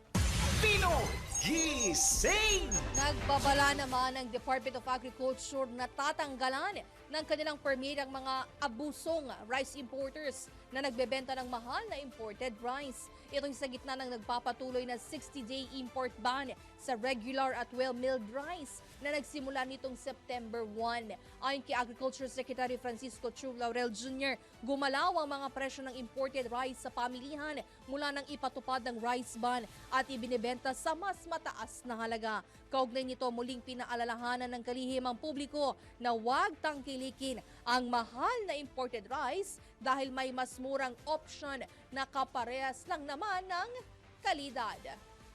Pinoy Gising! Mula bigas, balik tayo sa usaping pondo. Iginiit ni Vice President Sara Duterte na pinaghahati-hatian ng ilang kongresista ang pondo ng school building program noong siya pa ang kalihim ng Department of Education o DepEd. Sa gitna ito ng isinasigawang investigasyon ng Senado hinggil sa palpak na flood control project sa bansa. Ayon kay VP Sara, ipinasok ng mga mambabatas ang pondo ng nasabing programa sa General Appropriations Bill. Dagdag pa ng Vice Presidente, batid ito ni Pangulong Ferdinand Marcos Jr., subalit pinili lamang anya nitong manahimik. Pinoy Gising! Tinawag ni Vice President Sara Duterte na too little, too late ang investigasyon ng Senado sa flood control projects. Ito'y dahil matagal na anyang alam ng pamahalaan ang problema sa katiwalian, partikular na sa flood control projects. Ayon kay VP Sara, hindi lamang sa kasalukuyang administrasyon umiral ang issue, kundi sa mga nagdaang pamahalaan pa. Pinagdudahan din ng pangalawang pangulo ang biglaang malawakang investigasyon na anyay maaaring may ibang motibong nakatago. Pinoy Gising! Plano po ni Vice President Sara Duterte na makipagkita kay dating Vice President Leni Robredo at sa mga lokal na opisyal ng Bicol Region. Gayunman, sinabi ni VP Sara na wala pa siyang nakaschedules na pagpupulong sa mga alkalde ng Bicol Region. Pero kung sakali mang matuloy anya ito, ipagdiriwang nila ang Peña Francia Festival at ilang sectoral gatherings. Sa ngayon, nasa The Hague, Netherlands si VP Sara upang bisitahin ang kanyang ama na si dating Pangulong Rodrigo Duterte sa ICC Detention Center. Pinoy Gising! Still alive. Ayun. Yan ang paglalarawan ni Vice President Sara Duterte sa kalagayan ng kanyang ama na si dating Pangulong Rodrigo Duterte na kasalukuyang nasa kustudiya ng International Criminal Court. Ayon kay VP Sara, pinagbawalan silang magkomento ng mga nangyari o napag-usapan sa kanilang pagbisita kay dating Pangulong Duterte sa detention unit. Gayon din ang pagbibigay ng detalyadong impormasyon hinggil sa kalagayan ng nakatatandang Duterte. Tiniyak naman ng Vice Presidente na may mga kamag-anak silang dadalo sa hearing para sa confirmation of charges sa September 23. Bagamat inaayos pa niya ang schedule ng mga ito. Pino Gising! Sa oras po natin na 19 na minuto, 19 minutes makalipas ang alas 5 ng Wednesday morning. Iyahoy muna tayo paring winner ng mga report. Lilikaing Independent Commission ng Malacanang sana raw ay pamunuan ng isang retired credible Supreme Court Justice. Detalye mula Patrol 19, Celi Ortega Bueno. Sana daw ay credible retired Supreme Court Justice ang mamuno sa lilikhain ng Malacanang na Independent Commission na mag-iimbestiga sa mga maanumalyang flood control projects. Itiniyag ni Senator Erwin Tulfo makaraang maghayag ng buong suporta sa hakbang ng Pangulo na lumikha ng independent body na bubusisi sa mga questionable, palpak at go sa flood control projects. Ayon kay Tulfo, sana ang mga magiging miyembro ng independent body ay mula sa akadem, simbahan at civil societies. Samantala, sinabi ni Senator Tulfo na lahat ng mga natukoy na kontratista na sangkot sa mga ghost at substandard flood control projects ay dapat na habang buhay na pagbawalan na makipagtransaksyon sa mga ahensya ng pamahalaan para hindi na uli makakuha ng anumang proyekto sa gobyerno. Ito sa Patrol 19, Celi Ortega Bueno, para sa impilang metodong lakas sa DWIC. Nagbabalita ng tama, naglilingkod ng tama. Pino Gising! Samantala, isa pang Patrol Report. Universal healthcare sa bansa malapit na raw makamit at malapit na raw ma-achieve. Ayun! Ayon yan kay Pangulong Marcos. Alamin natin ang detalye mula kay Patrol 13 na Gilbert Perdez. Malapit na makamit ang universal healthcare sa bansa. Itong sinabi ni Pangulong Ferdinand Marcos Jr. matapos bisitahin ang Bataan General Hospital para inspeksyonin ang pagpapatupad ng Zero Balance Billing Program sa ospital. Ayon sa Pangulo, nasa 80% na ang implementasyon ng universal healthcare at malaking tulong ang Zero Balance Program na ngayon ay pinatutupad sa 78 na mga public hospital sa buong mundo. Sa Bataan General Hospital pa lamang anya ay umaabot na sa 2,976 na mga pasyente ang natulungan ng programa. Ipinagmalaki rin ng Pangulo ang pagbubukas ng bukas centers sa iba't ibang lugar sa bansa. Ayon sa Pangulo, handa ang pamahalaan ay pagpatuloy ang pagpapalakas ng healthcare system upang maabot ang target na kompletong universal healthcare. Patrol 13, Gilbert Perdes para sa Himpilang May Totolas, DWIZ. Babalita ng tama, naglilingkod ng tama. Kapag may bagong balita, naka-on air, agad-agad, DWIZ Patrol Report! O siya, bago ako bahingin dito, bagong DPWH Secretary, bibigyan ng chance sa mga kontraktor na sangkot daw sa substandard projects. Kahit parang feeling ko sinagot na ni Anton. Tara, verify natin kung ito ba ay fact or fake. August 31 nang inanunsyo ni Pangulong Ferdinand Marcos Jr. ang pagtatalaga kay dating DOTR Secretary Vince Dizon bilang bagong sekretarya ng Department of Public Works and Highways matapos tanggapin ang resignation ni dating DPWH Secretary Manuel Bonoan sa kalagitnaan ng mga kontrobersya tungkol sa flood control projects. Pero nitong Setyembre 1 lang matapos manumpa ni Dizon bilang bagong DPWH Secretary, kumalat agad ang balita na bibigyan nito ng ikalawang pagkakataon ang mga kontraktor na sangkot sa mga substandard projects. Totoo nga ba ito? Alamin muna sa Fact or Fake. Alamin mo na kung tama o mali, kung totoo o hindi. Bawal ang peke. DWIZ Fact or Fake. Sa ginawang press briefing sa Malacanang noong September 1, agad na inilahad ni Secretary Vince Dizon ang mga plano niya sa pamamahala ng DPWH para resolbahin ang tinuturong katiwalian sa ahensya kaugnay ng mainit na usapin ng maanumalyang flood control projects. Ayon kay Secretary Dizon, kapag napatunayang ghost o substandard ang project ng isang kontraktor, ay otomatiko na itong blacklisted habang buhay. Na ang mga kontraktor nitong mga ghost project na ito Unang-una, mag-i-impose po ako ng lifetime blacklisting, ban, immediately, kapag ang isang project ng isang contractor ay ghost o napatunayang substandard. Wala na po itong proseso, wala nang investigasyon, automatic po blacklisted for life ang contractor na yan. At syempre, may kaakibat din pong kaso yan. At lahat po ng ating makukuha ay ipapasa natin sa independent commission na itatayo po ng ating Pangulo. Bukod sa kaparusahang ito, sinabi rin ni Secretary Dizon na maghahain ito ng courtesy resignation bilang pinakaunang aksyon na gagawin niya kapag sinimulan na niya ang panunungkulan. Anya, ito ay ayon sa direktiba ni Pangulong Ferdinand Marcos Jr. bilang hakbang para linisin ang ahensya. Ang unang-una ko pong order na igagabas ay ang pag-order ng courtesy resignations top to bottom. USEC, ASEC, Division Head, Regional Director hanggang District Engineer ng buong bansa. Yan po ang unang-unang order na gustong ipagabas ng ating Pangulo. Ang balita na bibigyan ni newly appointed DPWH Secretary Vince Dizon ng second chance ang mga kontraktor na sangkot sa mga ghost at substandard projects ay isang fake. Para sa Factor Fake, Gia Rafael, nagbabalita ng tama, naglilingkod ng tama. Huwag magpapaloko, huwag magpapagancho, huwag magpapascam. Bawal! Bawal ang peke. DWIZ, fact or fake. Pinoy Gising!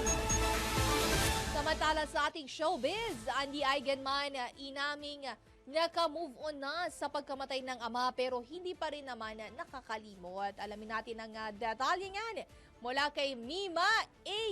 Anton. Mga latest na pinag-uusapan, mga latest na pinagchichismisan. Pinoy Gising! Showbiz Spotted! Ito na! Oo nga. Ito na nga, oh. O, yan. Ito talaga. Yan naman, o. Yan naman, o. Yan naman kayo dalawa, o. Katang kinokontra mo talaga araw ko ngayon, ha? Banda ka sa akin talaga. Hanggang mamayang hapon ka talaga sa akin. Kontrapelo kayo, ha? Ay, yun pala eh. Pero wag daw siyang aayain sa 7-Eleven. Umakuyayain ka sa McDo. Anyway, ito na sa ibalitang showbiz nga nako. Kinumpirma nito si Andy Eigenman na hanggang ngayon ay nakamove on na siya sa pagkamatay ng kanyang ama na si Mark Hill. Pero hindi Mark Hill. Hoy, ginawa mo pa yung therapist. Social yun, no? Hello kasi, di ba, mga alta sosyedad ng mga Mark Hill, di ba, mga Hill? So, may pagka-British accents, ha? Yeah. Wow. Maniwala ka, Hill. So, magkaano-ano kayo ni... Magkaano-ano kayo Diskaya, ha? Unsa man nga... Ay, may British accent is kaya, no? Oo, British siya. I am a British citizen. Pinanganak siya doon. Talaga ba? Yeah, yan totoo yun. Fact yun, isang fact yun. Pinanganak siya doon. So, ano pala siya? Half, no? Ang issue nga sa kanya before, may British Uy, ano pala siya ngayon? Ano pala siya? Ano siya?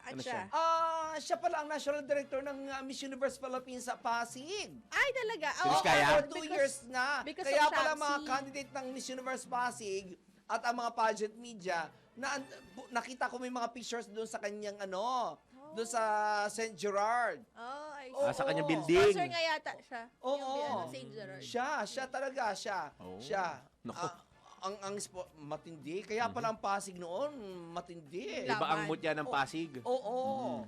Kasi... Miss Universe, hindi. Hindi Miss Universe Philippines, Miss Universe Pasig. Yung kay MU mismo. Yeah, Miss Universe Philippines Si Shamsi ay member niyan. Yeah, si Shamsi Kaya ay isa sa mga... Yes. Si Shamsi ay isa sa mga... alam ko, dating pag-aari ni Shamsi yan eh. Okay.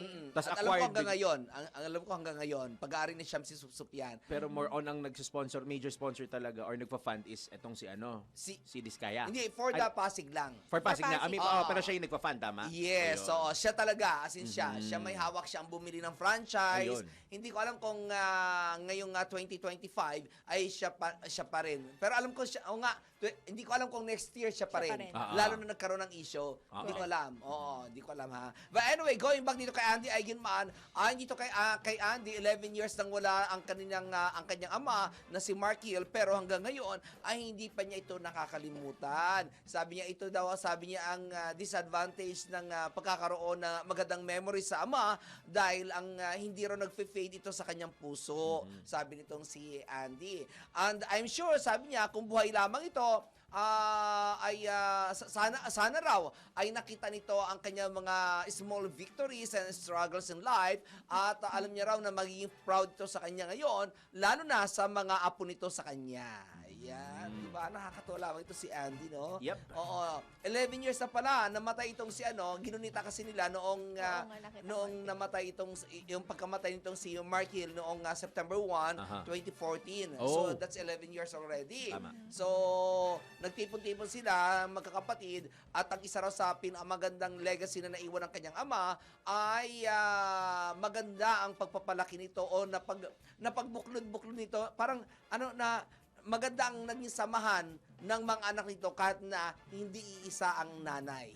Yun, kahit na sa iba-ibang magulang, iba-ibang nanay. Yeah. Parang si Joey Marquez, no? Oo, yung Ganon mga din sila Oo, mga anak ni Joey Marquez, iba't ibang babae, True. magkakaibigan. Parang si Vic Soto rin, ganon din. Yeah. True. Di ba? Magkaano din. Kaya yun. Banding-banding sila mismo. Correct. Kasi wala naman silang kasalanan. Oh, yeah. Kung may kasalanan ng mga magulang nila, wala silang kasalanan. Yeah. 'Di ba? At saka pareho din naman ang dinadaloy ng kanilang dugo. Half ng kanilang dugo ay iisa, 'di ba? Pero sa mga Nepo baby, ano masasabi mo? Sa mga Nepo May baby, kasalanan ba sila? Wala. May kasalanan sila. Paano ko masabihin? Ay. Siguro kasi feeling ko wala kasi bilang ama, bilang magulang, ibibigay mo talaga ang lahat para sa iyong anak eh. Oo. Di saka ba? siguro yung mga- Parang ikaw, Kasi di ba? ang binabash kasi ngayon, yung mga Nepo Yung mga Nepo baby. Kasi todo flaunt. Flaunt ang flaunt. Siguro, because of that, Oo. of that Of the yabang. Yan, of more of yabang na walang ginagawang charity. Di ba? Ah. Kasi merong anak si Chavit Singson merong anak si Chavit Singson na babae na bata pa rin, siguro mga nasa 20s pa lang siya. Nag-charity talaga siya. Oo, nakalimutan ko lang ang pangalan noon. Magka-friend kami sa FB noon eh. Pero nag-charity talaga siya. Hindi siya katulad ng iba na, yun nga. For self-serving. Yes, kumbaga. oo. Kasi itong mga Nepo baby na to, ito yung mga yung mga nabibigyan ng trabaho na hindi naman dapat bigyan ng trabaho na hindi nila, alam mo yun, yung hindi sakto doon sa pinag-aralan nila, hindi sakto doon sa kaalaman nila, but because of their The influence of their parents, yun, nabibigyan sila ng magandang trabaho, magandang sweldo, na syempre, yung iba ay kinaingitan. Diba? Kumbaga kasi ini-spoon feed na lang sa kanila yun. Baka din ang mga daughter ni Lenny, ano? Oo, na tingnan mo, pino- daughter ni oo, Lenny. Numaangat din sa SOCMED, ano? Yes. Pinagdidikit sa mga Nepo baby. Oo, dinidikit sa mga Nepo baby, pero in a good sense. Oo. In Kasi a parang positive way. ang flaunt ng mga anak niya lagi yung nakagraduate. Yes. Nakakuha ng Yung scholarship sa ibang it's more bansa. achievements, ano? Achievements. More on Tapos professional pa silang lahat. Yes. Oo, diba? Yan. Actress Aquino, ganun yung nabalita natin kanina. Sino si pa ba Chi. mga Nepo baby na kilala? Wala na actually, no? Oo. Usually, mga ano yan, mga private talaga yung mga yan eh. Yeah. Diba? Actually, yung mga, di ba pagka yung legit na mayaman, Yeah. yung mga Ayala, hindi mo Oo. sila makikita, Yes, hindi. di ba? Like, Hindi.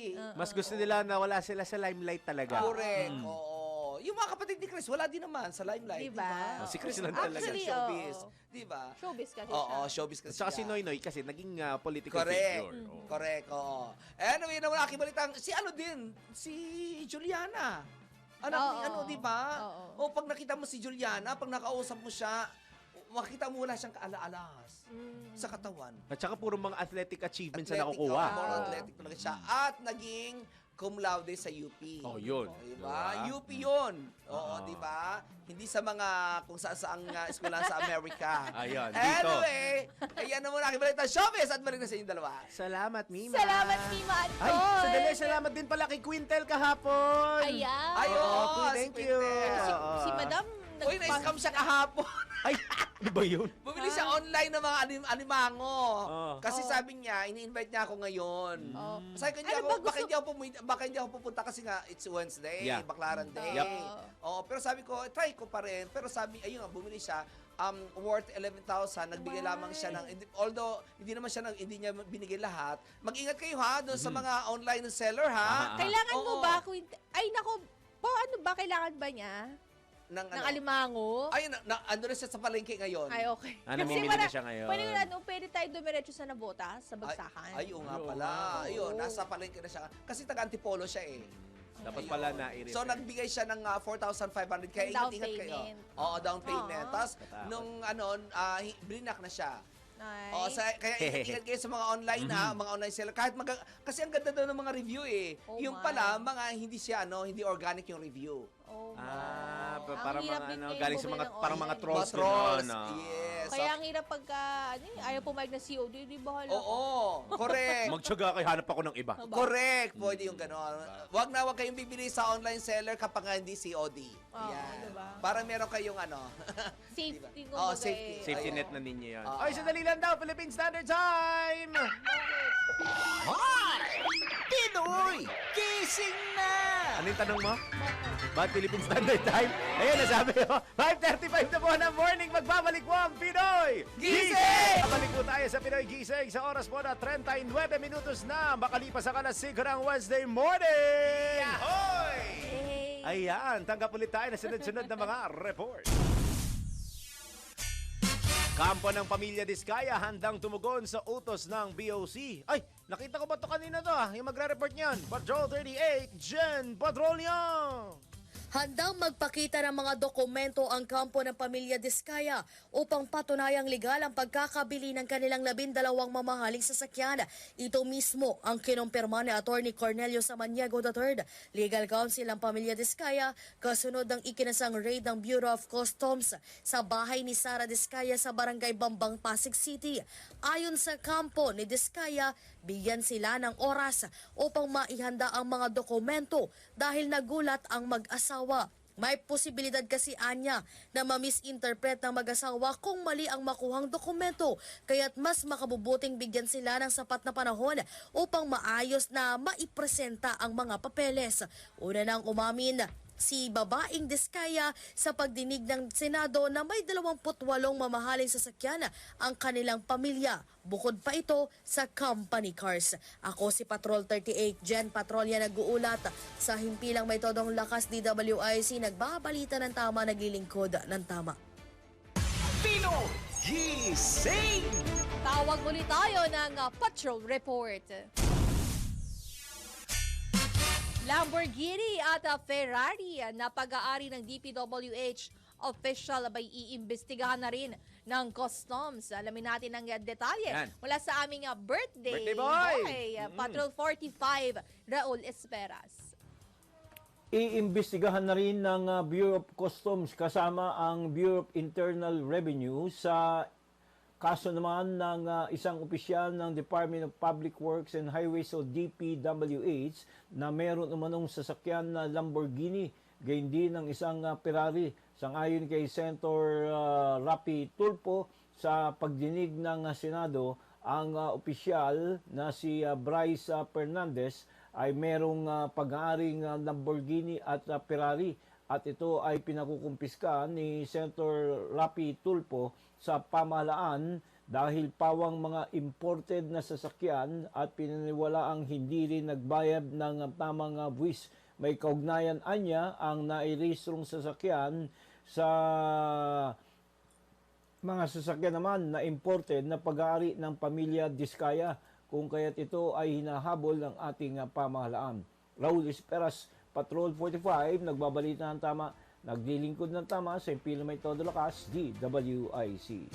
Kapag May bagong balita. Naka-on air. Agad-agad. DWIZ Patrol Report. Ngayon naman po, ronda tayo sa probinsya.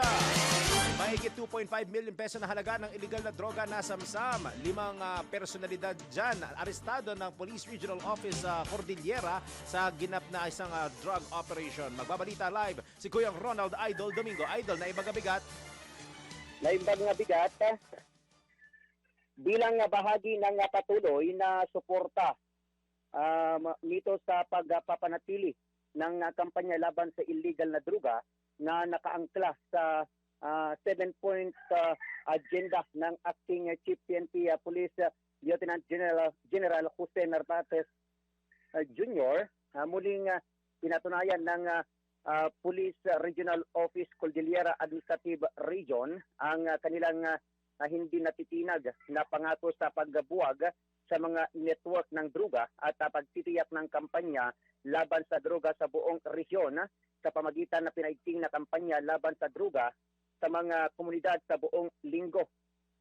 Pagkakonfiska ng 2.5 milyong halaga ng illegal na droga at pagkakaresto sa 5 drug personality mula sa Agosto 25 hanggang Setyembre 1 sa panahon ng kampanya. May kabuang 17 operasyon ang isinagawa na binubuo ng 13 marijuana eradication operations, 2 bypass operation, isang serbisyo ng warrant of arrest at isang pagpapatupad ng search warrant. Ang mga pagsikap na ito ay nagresulta sa pagkakonfiska ng 10,463 fully grown marijuana plants, 10,720 marijuana seedlings at 4.6 grams na hinalang shabu na may kabuuang standard drug price na 2.5 milyong pesos at pagkakaresto sa 5 drug personality na pawang nakalista bilang high value individual. Itinampok ng mga operasyon ito ng matatag na pangako ng PROCAR sa pagkamit ng Cordillera na walang droga na sumasa ilalim, hindi lamang sa dedikasyon ng mga tauhan nitong nagpapatupad ng batas, kundi pati na rin sa matibay na pakikipagtulungan sa mga unit ng lokal na pamalaan, mga stakeholders ng komunidad at mga ahensya ng suporta. Ang bawat matagumpay na operasyon ay nagsisilbing patunay ng nagkakaisang rehiyon laban sa illegal na droga, pangalagaan at kapakanan ng bawat Cordillerian. Ito ang Ronda Patrol, Ronald Idol Domingo, nagulat at hindi lang may tudong lakas, DWIZ, nagbabalita ng tama, naglilingkod ng tama. Pinoy Gising! Samantala, ronda pa rin tayo sa probinsya. Kontratista ng substandard at umuugang school building sa Laguna. May pa-shake-shake. Pineke umano ang pirma sa dokumento ng gusali. Ay bay, not nice. Not nice, ha? Alamin natin ang detalye mula kay Kuyang Arman Cambe. Personal na nagtungo sa tanggapan ni Laguna Governor Sal Aragon sa kontratista na di umano'y gumawa ng depektibo at substandard na gusali ng Laguna University sa Santa Cruz, Laguna. Subalit ang kontratistang naturan ay nagpahayag kay Governor Aragones na hindi niya pirma ang nasa kontrata at na maging ang mga pirma niya sa notaryo ng turnover at acceptance ay pineke di umano na hindi pa mga nakikilalang individual. Sa pahayag ni former Candaba Mayor Jerry Pirayo, tumatayong siyang naging investigador ng tanggapan ni Governor Aragones. Ang gusali ay nagsimula noong 2012 sa panahon ni E.R. Hercito at natapos at pinagpatuloy ni Ramil Hernandez noong 2017 kung saan tinanggap na mga ito ang turnover at acceptance sa halagang 70 milyong piso na ayon pa kay Pilayo ay pirmado na isang engineer na wala na sa posisyon at ni former Governor Ramil Hernandez. Arman Cambia mula Calabarzon, nagulat pa sin Pinamay todo lakas. DWIZ nagbabalita ng tama, naglilingkod ng tama. Pinoy Gising! Standby sa iba natin mga reporters, Philippine Standard Time. Hi! Pinoy Gising! gising na! Oh, walang suspension yan. May pasok po ngayon alas 5:47 na po ng morning. Magbabalik ang Pinoy Gising! Ito na nga po 10 minuto bago alas 6 ng AM. Yon! Metro Patrol Report naman tayo. Ikalawang araw ng Tanglawan Festival sa lungsod ng San Jose del Monte, matagumpay daw pong idinaos. Alamin natin detalye mula kay Kuyang Louie Angeles. Kuyang Louie, good morning! Yes, good morning. Naging matagumpay ang mga programa ng sa ikalawang araw ng Tanglawan Festival kung saan ay itinampok ang turismo, agrikultura at kooperatiba kung saan ang nagdingning ang mga produkto ng mga magsasakang San Joseño at maging ang maunlad na industriya ng turismo. Matagumpay rin ang nasamahan ng kooperatiba sa buong lungsod. Dahil sa lahat ng mga ito ay haligi ng ekonomiya at pag-unlad ng lungsod ng San Jose del Monte. Tampok din sa maghapong aktibidad ang Expo Trade Fair na mga iba't ibang produktong gawa ng mga San Joseño at maging ang kadiwa ng Pangulo ay umarangkada din. At maging ang mga murang bilihin at maging itong quick two-game literacy in action na nilahukan ng mga kabataang estudyante mula sa lungsod ng May Kawayan, Bataan at lungsod ng San Jose del Monte. Ngayong araw ay aarangkada naman ang Trabaho Asenso Sigurado na magbibigay ng livelihood seminar at mga trabaho sa mga mamayang San Joseño na walang hanap buhay. Mula rito sa Bulacan, Metro Patrol Alex, para sa Silang Beton, Bulacan, PWIC, nagbabalita ang tama, naglilingkod ang tama. Pinoy Gising! Ito naman sa ating NPI, totoo nga ba na may mga taong sanay na tumanggap lang ng effort pero walang intensyong suklian ito? Tara, let's prove it. Marahil ay naranasan mo na. Palaging nagbibigay ka ng tulong, oras o emotional support. Ngunit kapag ikaw naman ang nangangailangan, hindi nila sinusuklian ito. Totoo nga ba ito? Tara, let's prove it. Bago maniwala sa mga claim na yan, patunayan na yan sa Let's Prove It!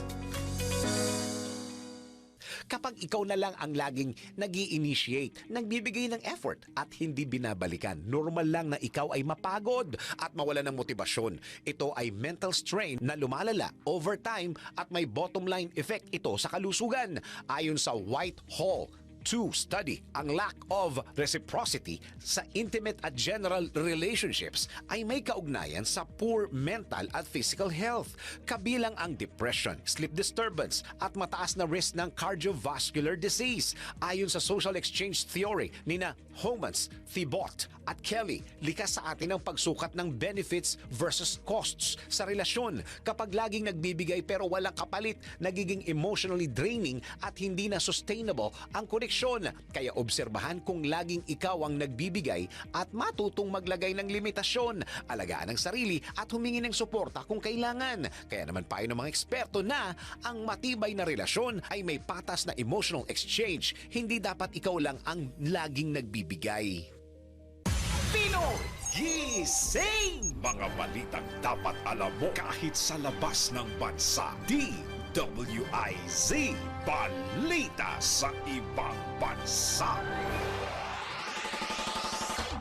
Mahigit 1,000 katawang patay matapos tamaan ng landslide ang bayan ng Tarasin sa Darfur region ng Sudan dahil sa malakas na pag-ulan. Dahil dito nanawagan ng Sudan Liberation Movement sa international community ng ayuda matapos sabihin na nasawi ang lahat ng tao sa naturang bayan na matatagpuan sa mabundok na bahagi ng Darfur region. Nagluksari ng namumunong Sudanese Sovereign Council sa Khartoum dahil sa nangyaring trahedya at ginagawa nila ang lahat upang makatulong sa search, rescue and retrieval operations kahit na napakaliblib ang naturang lugar.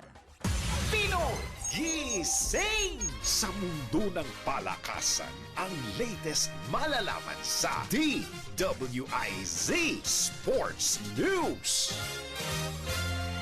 Kala ko si Jen ang magbabalita dito, biglang umupo dyan, ang daya mo ha. Dapat si Jen daw magbabasa eh.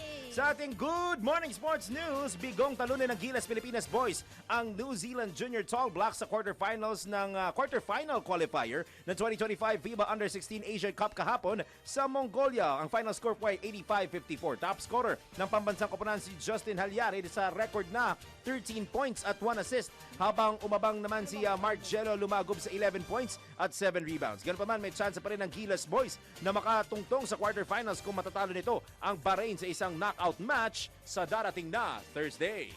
Pinoy Gising! Sa ating naman showbiz, Gigi Delana may healthy regimen matapos makaligtas sa sakit na bulimia. Regimen. Alamin natin mula kay Doc Regimen. Doc Regimen. Anton! Mga latest na pinag-uusapan, mga latest na pinagchichismisan. Pinoy Gising! Showbiz Spotted! Ito na nga, ito na. Ano yung regimen? Inamin nitong si Gigi Delana na wala na po siyang, hindi na siya bulimic ngayon o nakalagpas na siya, nalagpasan na niya yung kanyang sakit na bulimia, hindi yung Bolivia, bansa po yung Bolivia. Yan, ha? Bulimia. Okay. Ayon dito kay Gigi, ay ngayon daw po ay meron siyang healthy eating habits o meron siyang healthy regimen rather para mapanatili po niya healthy ang kanyang katawan. Ang ginagawa po niya ay nagbababad po siya ng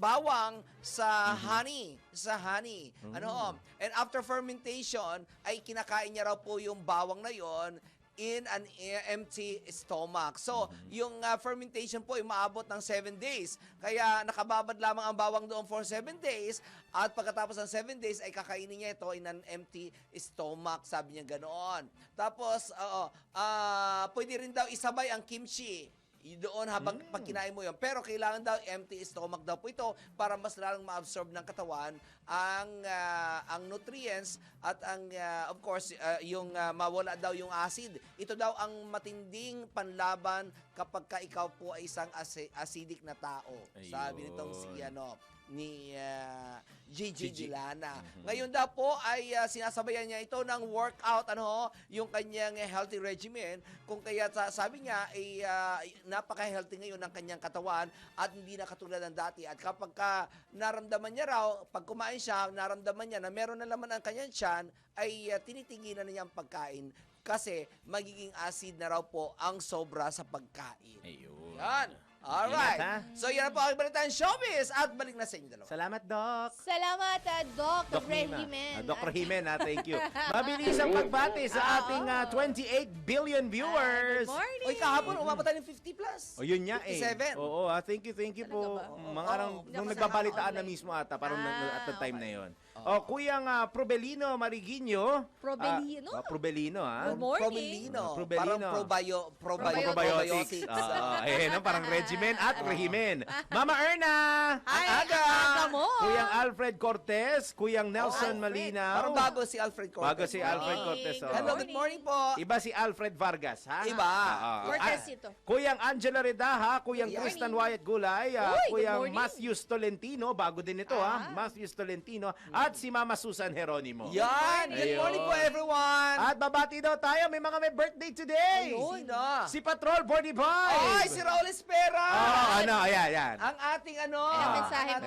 ang ating patrol sa NAIA. Ang ating reporter sa NAIA. At ang angkor ng Balitang Paliparan. Yes. Sabi ko nga, bukod sa nagbabalita ng tama at naglilingkod ng tama, dapat si Kuyang Raul ay magpakain ng tama. Happy birthday! Importante. Kuyang Raul, happy birthday. At yung si Nancy Sale ng Anabo Ilus. Sale. Sale, si Kent yan! Ikaw talaga galing kay Kent Sale. Ay, kasi Ayan, nga British accent. So let's say, Ano ito, mami niya? mami niya ba to? Mami niya nga ba to? Pero pinorder niya sa akin eh. Pero birthday din niya yon. Nakisuyo siya sa akin eh. Ayan na. Happy birthday. Tita ni Kent. Ayan na. Tita, Nancy happy Sale birthday. mula sa Anabo Imus, Take out Cavite. po. Tita niya. Tita niya. Tita, happy birthday Hi, po. tita. Ayun. Bago tayo Sabi paalam. mo, Tita mo rin. Huy! Bakit tayo magpaalam? May patama quote for the day na tayo sige. ngayon. Kung pagod ka, ito na naman. Pag pagod, pahinga na naman. Pero wag mong i-uninstall yung pangarap mo. Ay, ang cute nun, parang ha? ata, wag i-uninstall yung pangarap. Sino ko ba nun? Si Bam ba? Si Bam, ikaw ba Bam? O si ano daw, si Ian Joseph. Ah, si Ian Joseph ay, daw gumawa. ano kasi si Ian Joseph talagang cute talaga, huggable yan eh. Oo naman. Oo, Parang parang Baymax. teddy bear, no? At Pwede mo ilagay sa isang sulok lang eh. Wag mo na lagi sa sulok. Pero mga teddy bear, iba nasa sulok lang, yung nakaupo lang, hindi ka na magalaw. Tahimik Pag lang. gumalaw yan, ibig sabihin may masamang espiritu na pumasok dyan. Mayroon na lamang po tayong 112 days to go bago magpasko. Merry Christmas! Andiyan na si Ariel Rivera. Kompleto na yung mga tatlong lumilitaw. Yan na po ang Pinoy Gising. Ayan na. Pare dito kay Anton, marami to. Yan na po ang Pinoy Gising ngayong Wednesday morning. Kami po nyo nakasama. Daryl Justin. Main Barreto. Anton! Nagbabalita ng tama. Naglilingkod ng tama. Susunod na, Pasada Balita kasama sila Ninong Johnny Bañez at Ninong Drew Nasina. Good morning. Pasada balita, susunod na.